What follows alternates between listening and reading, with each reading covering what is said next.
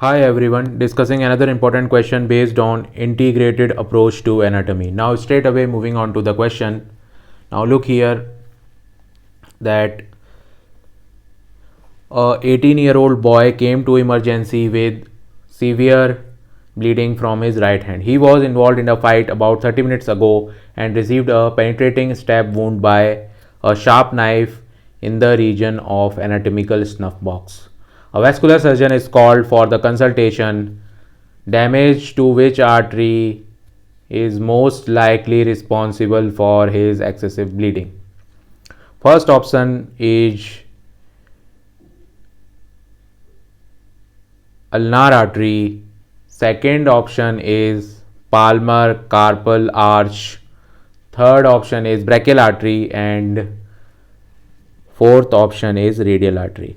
So clinical scenario is given and we have four options.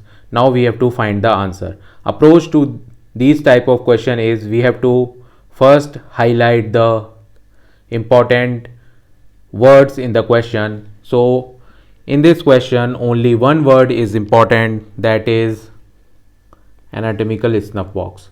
If you know what is anatomical snuff box, this is a very easy question. So you know that the content of anatomical snuff box is a radial artery which is injured here and is responsible for the bleeding. So answer to this question is option number D, that is radial artery. Now this is a typical question which are constantly being asked in the exam. Now what is the anatomical snuff box we will discuss. Now moving on, see here that these are the boundaries of anatomical snuff box and the contents of anatomical snuff box are shown in this image clear cut. So what are the boundaries of the anatomical snuff box? You know that medial boundary is formed by tendon of extensor pollicis longus, while lateral boundary is formed by a tendon of abductor pollicis longus, and the proximal boundary is formed by a process of a bone which is known as a styloid process, and the floor is formed by two bones, that is trapezium and scaphoid.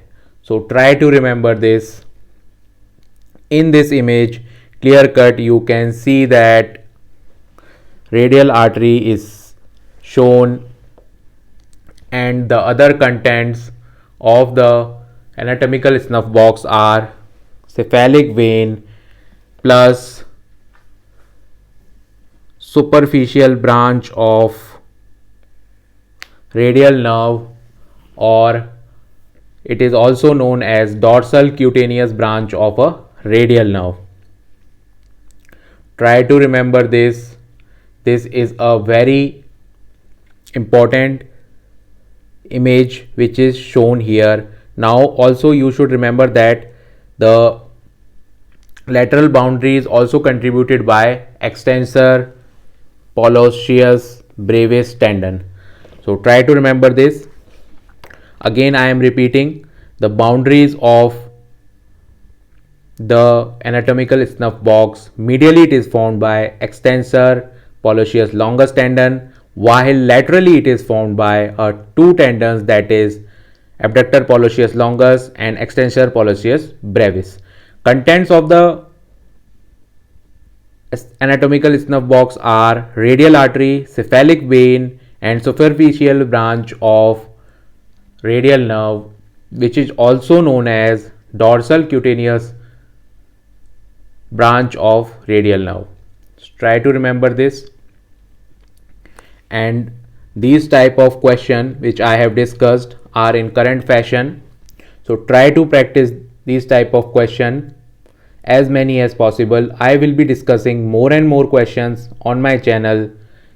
Till then, like this video, share this with your friends, and don't forget to hit the subscribe button. Thank you and thanks for watching.